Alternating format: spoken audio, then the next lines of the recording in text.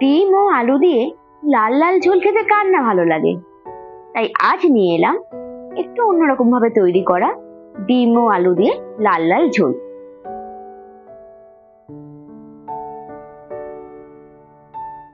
Hello বন্ধুরা, পাপড়ির lunch বক্সে সবাইকে স্বাগত জানাই। ডিম দিয়ে আলু দিয়ে ঝোল করতে সবাই পারে, হয়তো আমার থেকে অনেকে বেশি ভালো পারে, কিন্তু আজকের এই রেসিপি একটু অন্যভাবে অন্য পদ্ধতিতে তৈরি করেছি। ভিডিওটি সম্পূর্ণভাবে দেখার জন্য সবাইকে অনুরোধ জানালাম। আর চ্যানেলটি ভালো লাগলে সাবস্ক্রাইব করুন, লাইক করুন, কমেন্ট করুন আর শেয়ার করুন। প্রথমেই কয়েকটা আলুকে দু আধখানা করে আমি একটা সিটি দিয়ে সেদ্ধ করে নিয়েছি। তারপর আমি 4টে ডিমকে আমি ভালোভাবে সেদ্ধ করে দিয়েছি। প্রথমেই গ্যাসের ফ্লেমটাকে অন করে একটা কড়াই বসিয়ে নিলাম। একটু তেতে গেলে কিছুটা তেল দিয়ে দিলাম। এখানে আমি সর্ষের তেল ব্যবহার করেছি। তারপর হাফ চামচ নুন ও হলুদ দিয়ে দিয়েছি। এতে আলু ভাজার টাইমে আলাদাভাবে হলুদ আর নুনটা দিতে হবে না। ব্যাস, এরপর সমস্ত আলুগুলো দিয়ে দিলাম। 2 থেকে 3 মিনিট ধরে ভালো করে আমি একটু ভেজে নেব। একটা পেস্ট তৈরি করতে হবে, তার জন্য একটু আদা, 3টে রসুন, 2টো শুকনো লঙ্কা, একটু গোটা জিরে লাগবে। এই 4টে উপকরণ দিয়ে আমি একটা পেস্ট তৈরি করে নেব। এদিকে মোটামুটি আমার আলুগুলো হালকা হালকা করে ভেজে নিচ্ছি। খুব বেশি ডিপ ফ্রাই করবো না, হালকা হালকা করে সবকটা আলু ভেজে নেব।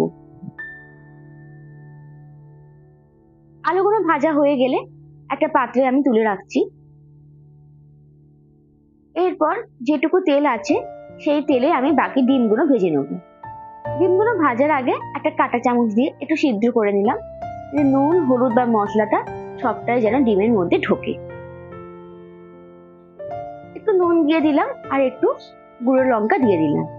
হলুদ আগে থেকে তেলে দেয়া, তাই নতুন করে দেওয়ার আর কোনো দরকার নেই। আজকের এই স্পেশাল ডিমের ঝোল যদি রান্নাটা ভালো লাগে, চ্যানেলটিকে সাবস্ক্রাইব করুন, লাইক করুন, কমেন্ট করুন, শেয়ার করুন আর পাশে থাকা বেল আইকনটি প্রেস করে রাখুন। আলু ও ডিম ভাজার তেলটা আমি নিয়ে নিই, কারণ একটু কালো কালো হয়ে গেছিল, তাই ওটাকে আলাদাভাবে রেখে আমি খানিকটা সর্ষের তেল নিয়ে নিলাম। এরপর ফোড়ন হিসাবে একটা কাঁচা লঙ্কা, 2টো রসুন, একটু গোটা গরম মশলা থেতো করে দিয়ে আমি 2টো পেঁয়াজের টুকরো আগে থেকে কেটে রেখেছিলাম সেইগুলো দিয়ে দিলাম। এবার সমস্ত কিছু দিয়ে ভালোভাবে আমি নাড়তে থাকবো। এইদিকে ডিমটাকে আমি কিছু জিনিস দিয়ে ম্যারিনেট করে রাখবো।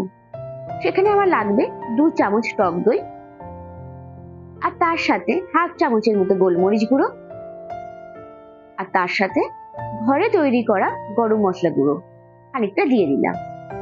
এই 3টে উপকরণ দিয়ে ভালোভাবে আমি ডিমটাকে মাখিয়ে রাখলাম। এইভাবে ডিমের ঝোল করলে ডিমের ঝোলের টেস্টটা আরো সুন্দর হয়।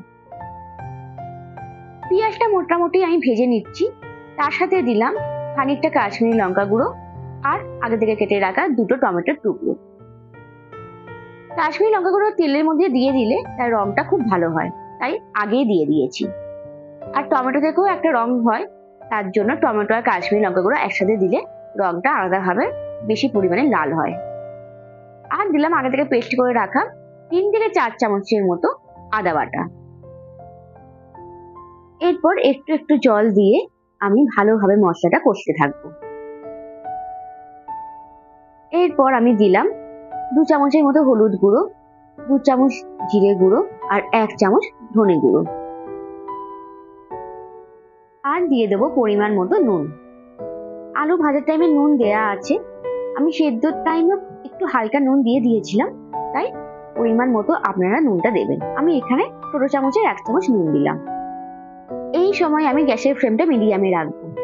এরপর কিছুটা ভাজা হয়ে গেলে ডিমগুলো আমি দিয়ে দিলাম। বাটিতে লেগে থাকা দইটা কিছুটা জল দিয়ে আমি পুরো বাটির জলটাও দিয়ে দিলাম। বেশি জল এখন ব্যবহার করব না, যেটুকু জল ব্যবহার করব গরম জল। এবার ভালোভাবে আমি 2 থেকে 3 মিনিট ফুটিয়ে আগে থেকে ভেজে রাখা আলুগুলো দিয়ে দিলাম। এরপর গ্যাসের ফ্লেমটাকে লো করে ভালোভাবে আমি কিছুটা কষিয়ে নেব। এখন জল ব্যবহার একদমই করব না, আমি একদম লো ফ্লেম করে একটা ঢাকা দিয়ে দিলাম। 2 থেকে 3 মিনিট পর ঢাকাটা খুললাম। দেখুন তেল বেরিয়ে গেছে, তার মানে আমাদের মশলাটা মোটামুটি কষা কমপ্লিট। এরপর যা আমার জল লাগবে ততটা জল আমি দিয়ে দিলাম। ভাত দিয়ে খাবো তাই একটু বেশি জল দিলাম। তার সাথে দিলাম একটু কাসুরি মেথি, একটু হাতে ঘষে দিয়ে দিলাম, এতে গন্ধটা খুব সুন্দরভাবে বের হয়। আর দিলাম গরম মশলা গুঁড়ো। ধনেপাতা নেই, শীতকালে ধনেপাতা দিলে আরো ভালো লাগে, আপনারা চাইলে দিতেই পারেন। এরপর আরো 1 থেকে 2 মিনিট ভালোভাবে ফুটিয়ে আমি গ্যাসের ফ্লেমটা অফ করে দেবো। ব্যাস, এবার কিছুক্ষণ আমি ঢাকা দিয়ে রেখে দেবো। ডিমের ঝোল আমাদের কমপ্লিট। দেখুন, দেখতে অসাধারণ হয়েছে না? আর এইভাবে ডিমের ঝোল করলে খেতেও অসাধারণ হবে। 1 থালা না, 2 থালা ভাত উঠে যাবে। আশা করি আজকে ভিডিওটা ভালো লেগেছে আপনাদের। ভালো লাগলে সাবস্ক্রাইব করুন, লাইক করুন, কমেন্ট করুন, শেয়ার করুন, আর পাশে থাকা বেল আইকনটি প্রেস করে রাখুন। আমার সাথে থাকুন, আমার পাশে থাকুন। Thank you.